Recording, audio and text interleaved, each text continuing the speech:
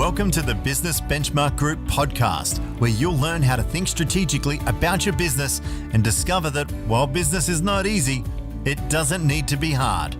With over 20 years experience in turning stalling businesses into thriving enterprises, here is your host, Stefan, the founder and CEO of Business Benchmark Group. Hi, I'm Stefan from Business Benchmark Group, and good to be back on the deck here. We're going to be talking about vision versus execution. This is one of my favorite topics as to, everybody has a vision. Everybody wants to go to heaven.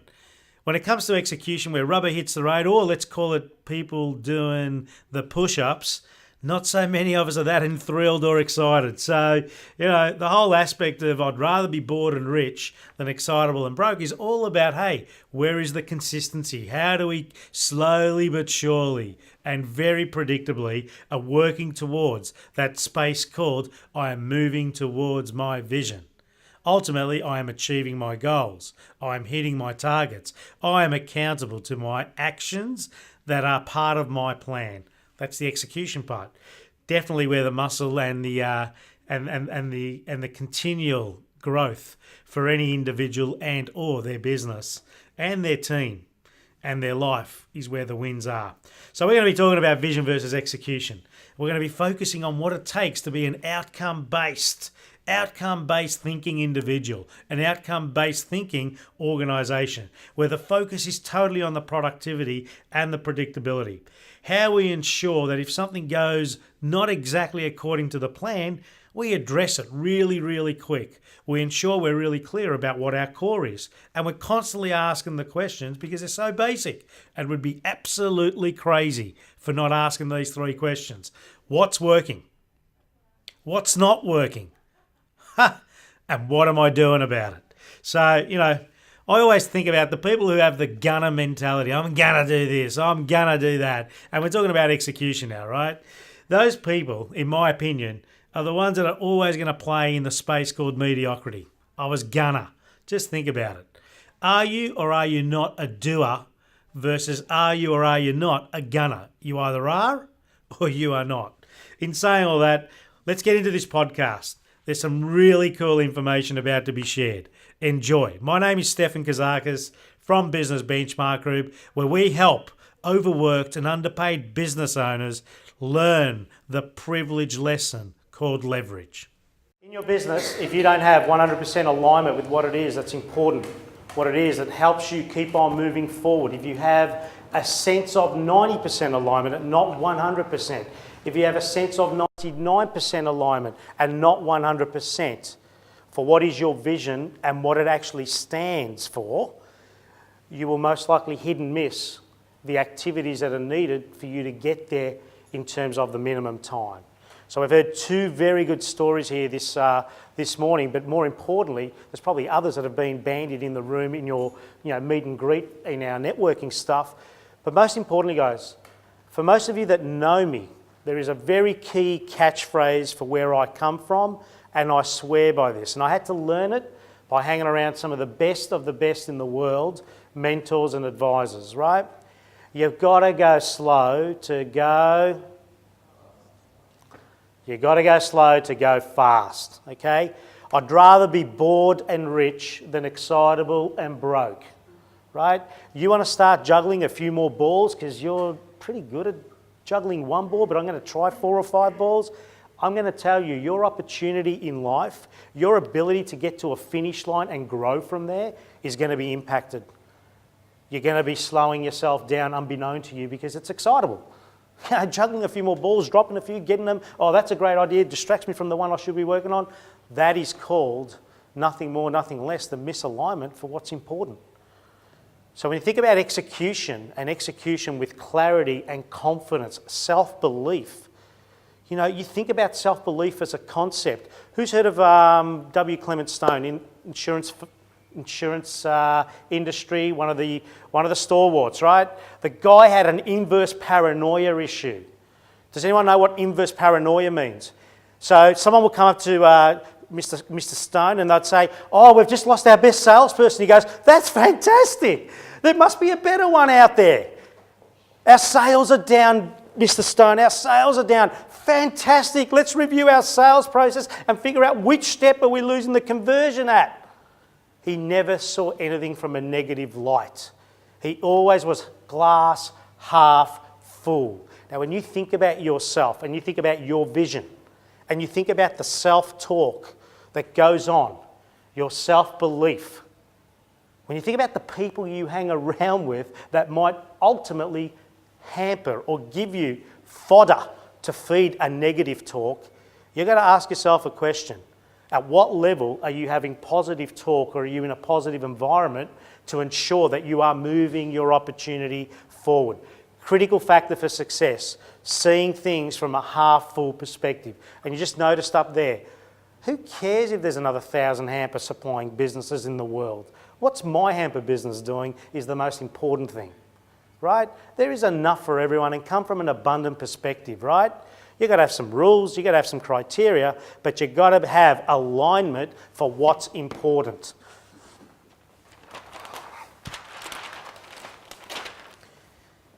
You've got to have outcome-based thinking. Every time you make a decision to wear your suit or your uniform, whatever that is, that represents your business, every time you open your mouth or execute a level of hour here or there, you've got to be very clear on what is the outcome here.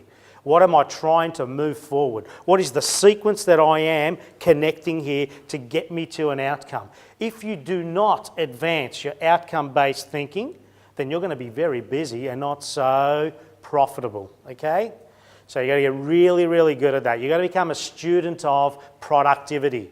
You've got to fall in love with being bored and getting rich, which means you are getting predictable. If something works, guys, you've got to duplicate that. You've got to systemize that. You've got to get more people working that system. If something's not working, you've got to put your hand up and ask yourself, what can we do different here? If something's not working the second time, you will need to terminate or eliminate, okay? No use holding on to something that's not working. At least you're giving it one chance to work, or second time at most. Get back to the core for the things that are working. So in Diamond Club and Board of Directors 12 and in our one-on-one programs, there's 3 questions, and that's as simple as it is. And you learn to use them every other day in your own space. What's working? What's not working? What are we doing about it? Because that's the highest level of self-accountability. And if you want to flirt with that one, you want to sugarcoat what are we doing about it, as in she'll be right or I'm gonna, let me tell you what happens with gunners in this world. They stay in a place called mediocrity and they throw rocks at glass windows, right? So you want to play the game at the highest level, you've got to get aligned with what is your outcome, and you've got to continue expanding your strategic thinking as to what's next. Because like a tree, our life, our business, there's no difference. You're either growing or you're dying, you're never staying still. Anyone that's staying still is actually going backwards, right? So outcome-based thinking and execute. Not let's execute and then let's think what we were trying to achieve and what's that aligned with.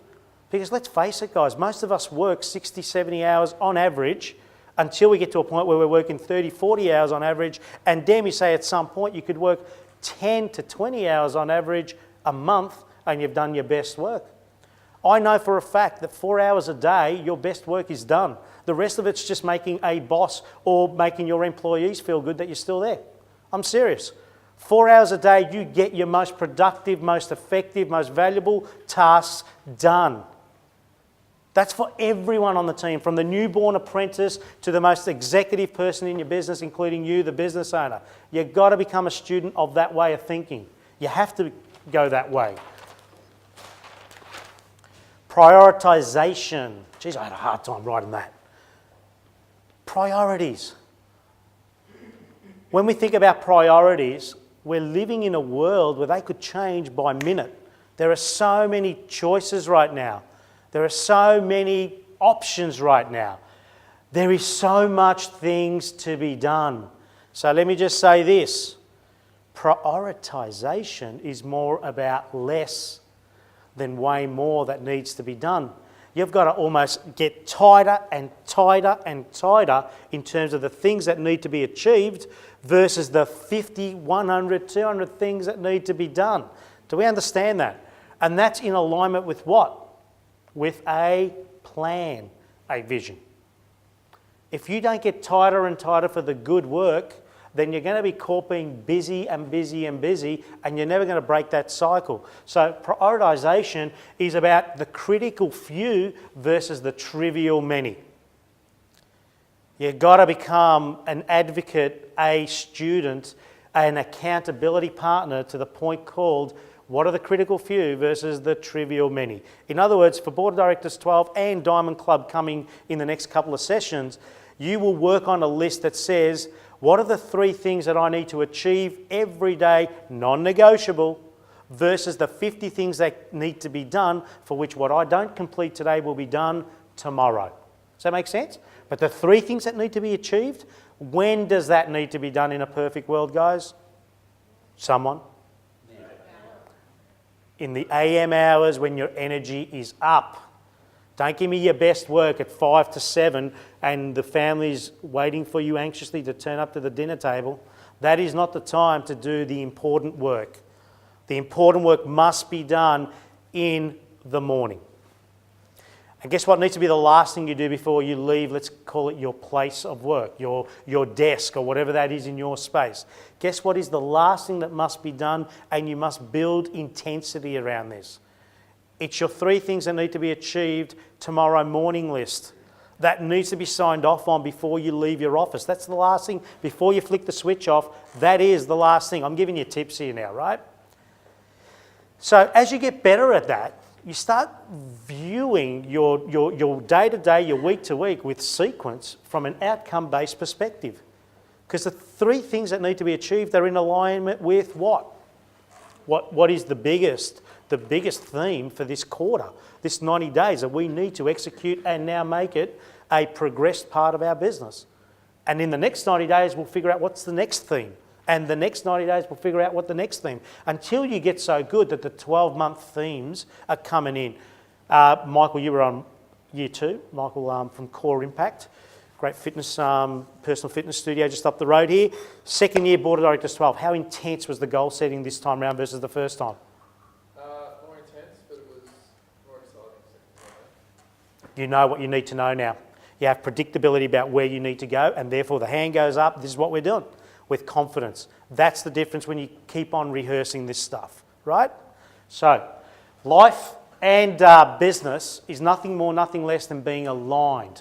Distraction. We're living in a space where you have good distraction, bad distraction. I guess no different to cholesterol, I guess. You have good cholesterol and you have bad cholesterol. So if you get a result that says you've got cholesterol, you've got to ask the question, is it good or bad, before you do anything stupid, right? Like go on a detox diet or something. So, distraction. Good versus bad. Now, what would be a good example of a good, actually, let me use the different. What would be a good example of a bad distraction?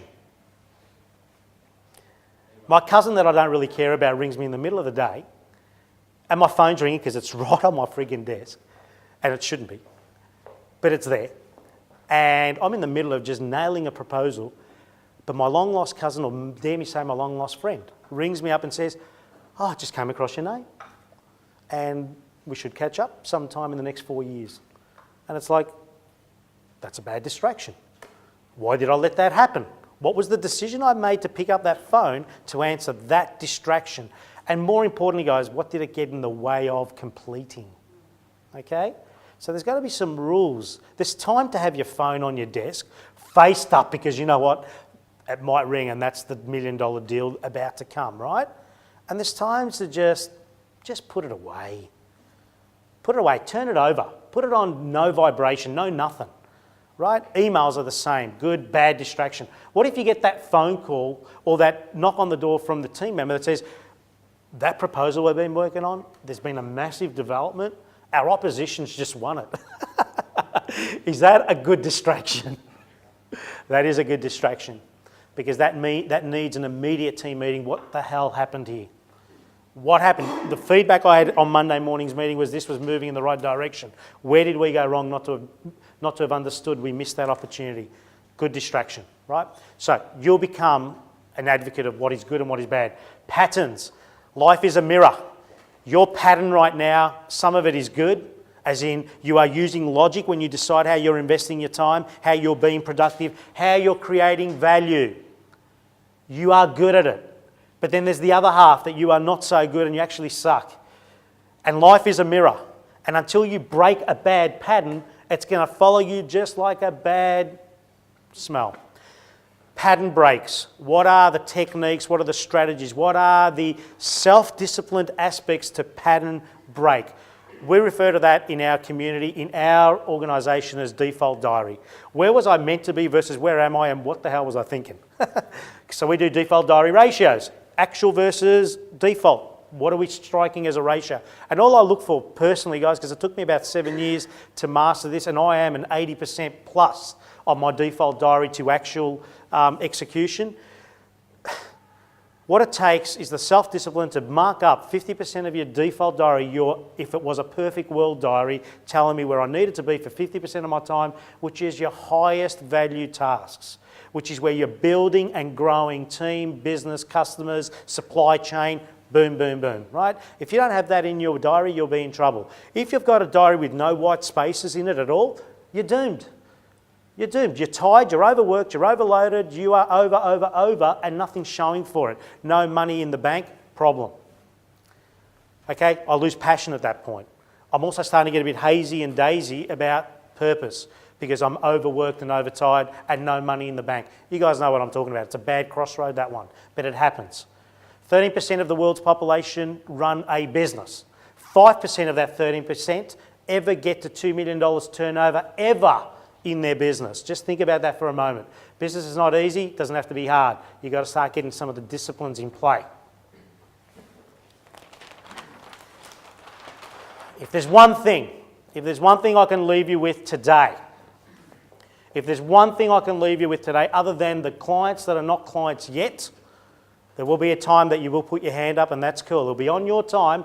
We're just going to be there to make sure we hold your hand when you make that decision. You need to be proactive versus reactive. In other words, you've got to spend more time. You've got to be committed to the more time. Invested in alignment with your plan and your vision daily in terms of the work that is moving your business forward versus the time that I'm investing in my business, continuous dealing with problems and crisis management. Crisis management is something you've got to move away from. Now, for some of us and some of you, that takes a little bit of time and an advanced level of strategic thinking. Who are some of the newer clients in the room? Peter and Lil, in the last, 4 weeks, do you think you're moving into more of that and less of that? Totally. Is that good for you? Yes. Why is it good for you? Because all their eggs were in one basket. Hold your hat. Chris, 4 months in the game. Are you doing more of that versus that? And you've got in your hand, you've got a $20, $30, $50 million opportunity global, right? Are you doing more of that versus that? I am now. You are now. Is that good for you? Yep. Are you happy about that? Yep. Do you understand the level of harmony needed for you not to see your kids for a couple of days in a row to make sure you get this sorted so that you can see them a lot more when you get over this hump? Cool. Very good. Just checking. Okay. If there's one thing I leave you with, just start eliminating the ratio of crisis management. You know, in our next M500 event, particularly for our clients who get this as part of being involved, right? It's about leadership and crisis management. Our guest speaker is Frank Panisi, the football director of Melbourne Storm. He was the only guy to have survived what was let's call it a code red situation in that organisation 4 or 5 years ago. He was the only guy to have led from an administration perspective, from a leadership perspective, a bunch of elite sports people and their coaches. He led them from an administration perspective from a point where they were playing games and not scoring points, right? And they were winning and there was nothing to show for it, to a point where a couple of years later, and I'm not sure exactly, but a couple of years later, they won the flag again. That to me is leadership of the ultimate level. So he's going to be in this room on the 25th of March to share that story with us. Our Champions in Business interview will be with a young couple called Ben and Emma Storworthy, who run a business called Pinnacle Health Clubs. Against the trend in the big fitness arena stage, these guys are growing by multiples, quarter on quarter, and are building a phenomenal team. in the process, right? So they're going to be here to talk about, leadership and ultimately the transfer of leadership management. How does that work? Because this is their baby and now someone else is running it because they can't be in 4 different locations at once. And they're also expanding some of their ideas and concepts into global spaces, which is just phenomenal when you're not even 30 yet. Isn't that cool? So we're going to be hearing a little bit more about their story. Board of Directors 12, nothing more, nothing less. It's all about quality of life, but there's some work that needs to be done before we get there, yeah? But there's one thing for my community and my team and Business Benchmark Group. We will not leave nothing unturned, nothing unchanged. If it needs to be, it will be. There'll be hard questions, but more importantly, we work together in tandem, okay? We are your best yet unreasonable friend, and I throw in the best friend from the perspective of, if you're not giving me warts and all, I can't be unreasonable for you. I'm just going to be your best mate, and you might as well get that at the pub. This is why our future clients that are in this room, our future clients, we will go with your tempo, no problem. But the moment you say we're on, just like many before you have, it's game on. No problem, all good. Our business is all about making it easy for people to buy. We grow and multiply. Cool? Thank you so much. It's been an awesome morning. Hi, I'm Stefan Kazakis, and I hope you really enjoyed that podcast. I guess, talking about W. Clement Stone, the classic, we lost a salesperson. Isn't that amazing? The next person we hire would be even better. That whole inverse paranoia issue for which many of us would call brain damage. He turned that into an advantage and he took what was, he was on Skid Row and he turned it into a multi-billion-dollar organisation because his belief that the glass always being full never ever left him. I just want to highlight, the amount of unfulfilled plans, the amount of undelivered visions, not for anything else, not because the environment or the economy or, luck is against you, but because as the leader and or owner and your decision-making process is the only thing that gets in your way. So, when you realise, when you have that really good look and hard look that may be in the morning, in the mirror, also look within that mirror and say, what are you not getting in the way of today because you are winning? And I'm excited to be talking about winning because our next podcast in the next episode is going to be with the none but most amazing football manager, general manager of a football club, Frank Panisi from the Melbourne Storm. I look forward to that. I look forward to sharing more podcasts, more insights, more pearls of wisdom with every one of you. I thank you for being part of this journey as we keep up, ramping up, and keep on building the momentum called the Business Benchmark Group podcast. I'm Stefan Kazakis. We help overworked and underpaid business owners learn the tips and the lesson called leverage. We'll speak soon. For more information about Business Benchmark Group's coaching, education and training programs, visit businessbenchmarkgroup.com.au or call 039001 0878. If you liked this podcast, please rate it on iTunes, Stitcher or SoundCloud and leave feedback as well. Stefan shares so much value in all his podcasts, and we encourage you to go through the archives and listen to other episodes of the Business Benchmark Group podcast. Thank you for listening.